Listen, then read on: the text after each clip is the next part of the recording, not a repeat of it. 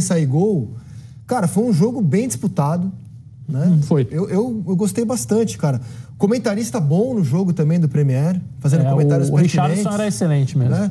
Não, cara, um pouco atrapalhado pelo outro, mas excelente. Foi um bom jogo, cara. Foi um bom jogo. E assim, eu acho que é um bom jogo, principalmente porque... Mas a manchete não é boa. Não, tem que ser bom jogo, não bom 0x0. Ok. Eu acho que foi um bom jogo, Losetti, entre outras coisas, porque o São Paulo do Zubeldia, como visitante, não costuma jogar nada. Fica sempre atrás. E dessa vez, no primeiro tempo, o que aconteceu que o São Paulo foi melhor que o Galo e poderia ter perfeitamente saído em vantagem depois dos primeiros 45 minutos. Então, Rizek, o São Paulo do Zubeldia é um time que fica muito incomodado quando é pressionado na saída de bola. Ele tem dificuldade. O Galo ontem não conseguiu pressionar o São Paulo. Tem mérito do São Paulo, que vai achando caminhos, mas também faltou um pouco de agressividade do Atlético, principalmente jogando em casa no primeiro tempo. E o Atlético com uma formação que vem se repetindo, depois eu falo um pouco mais sobre isso. Mas o São Paulo, com algumas mudanças em relação ao time da Libertadores, mas no mesmo desenho. 2 linhas de 4, o Cédric, lateral direito português, jogando à frente do Ferrarese, o Ferrarese como lateral, o Cédric como meia direita, mas fortalecendo muito esse lado direito e deixando um lado direito de posse, de bons passes. O Marcos Antônio, que substituiu o Luiz Gustavo, e aliás... Toda a saúde ao Luiz Gustavo, que foi internado com problema pulmonar no sábado. Tomara que ele se recupere rápido. Marcos Antônio entrou no lugar dele, também jogou bem. O que faltou ao São Paulo foi mais capacidade de retenção de bola na frente. O André Silva brigou muito, saiu, jogou. Tecnicamente, ele vive um momento melhor do que o Caleri. Mas na questão da força, o Lianco e o Júnior Alonso levaram a melhor. Essa é a expulsão com a qual eu não concordei. Eu acho que o Caleri não deu uma cotovelada, ele abre o braço, ele atinge o rosto do Júnior Alonso, mas eu não achei que ele agrediu. Eu teria expulsado também. Eu não. Eu também. Fiquei aliviado quando o PC Oliveira concorda com você. Eu teria expulsado. Eu não. Principalmente porque eu disse do Lianco no primeiro tempo. Não era um jogo em que o árbitro estava distribuindo cartões. Se é agressão, não tem essa... Não importa o padrão de arbitragem, né? Agressão é rua, mas pra mim ele não agrediu. Ali foi direto ou segundo amarelo? Não, direto. O juiz deu amarelo, aí o VAR chamou pra ele dar o vermelho e ele acatou a orientação do VAR. O VAR, inclusive, corrigiu um erro grosseiro no primeiro tempo. O assistente Gisele Casaril deu impedimento, deu um gol do Alan Franco, validou o gol. Eu queria falar uma coisa desse jogador, o Lianco, cara, que pra mim fez hora extra no campo, deveria ter sido expulso ainda no primeiro tempo. E me parece que ele tá adotando uma linha, assim, de... perigosa. De se impor fisicamente. Vou ser o xerife aqui do time. Vou dar porrada. Para resumir, vou dar porrada. Muito boa atuação, tá? Não, tecnicamente. Ele é bom jogador. Se antecipou várias vezes, conduziu bola, campo de ataque, mas ele tá com esse estigma do xerife mesmo. Valentão. De querer gritar na cara, de querer não sei encarar. Se pegou ar demais com a história da Copa do Brasil com o Gabigol, Flamengo e Galo, tá que legal. depois foi pra Flamengo e Cruzeiro. Tá mais. Mas é só uma ajustada na lenta. Não precisa tanto assim, não. Ele é bom jogador, cara. Não, acabei de falar. Acho que ele tá jogando bem.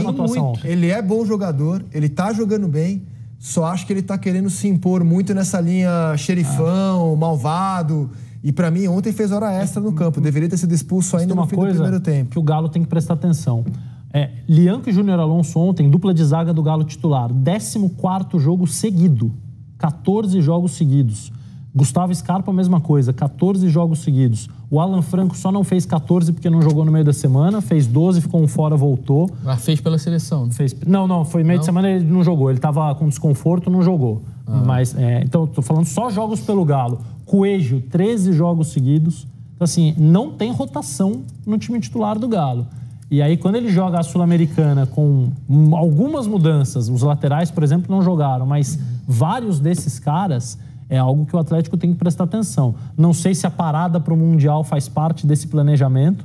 Olha, nós vamos esticar um pouquinho a corda agora, porque depois os caras vão ter um descanso que normalmente não existe no futebol brasileiro.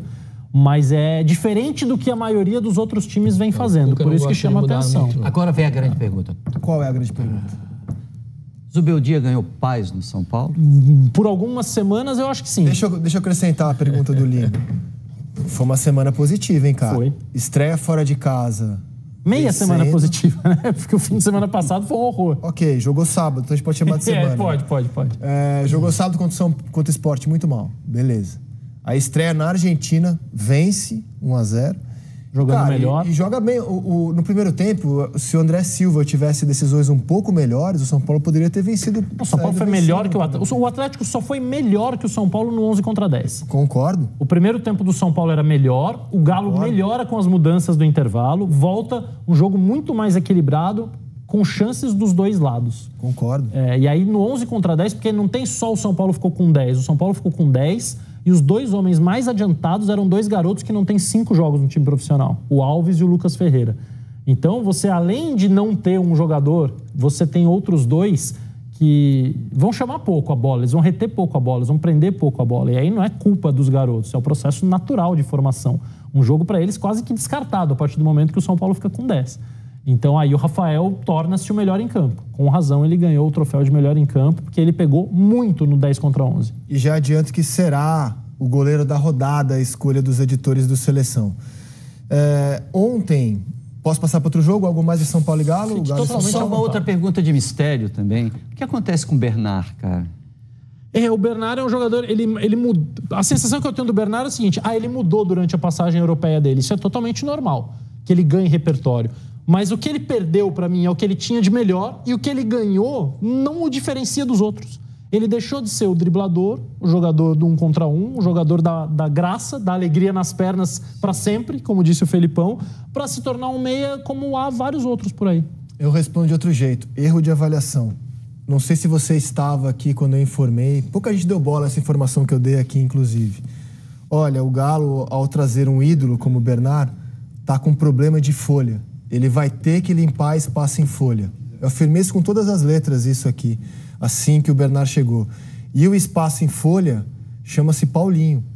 O Galo vai se ver obrigado a vender o Paulinho porque eu tinha essa informação. Porque o Bernard ele não consegue se livrar, né? Porque deve ter um salário muito alto e ninguém vai pagar a mesma coisa. Pelo Paulinho ele consegue fazer... avaliação. Acharam que um grande ídolo poderia ser também um jogador que causaria grande impacto...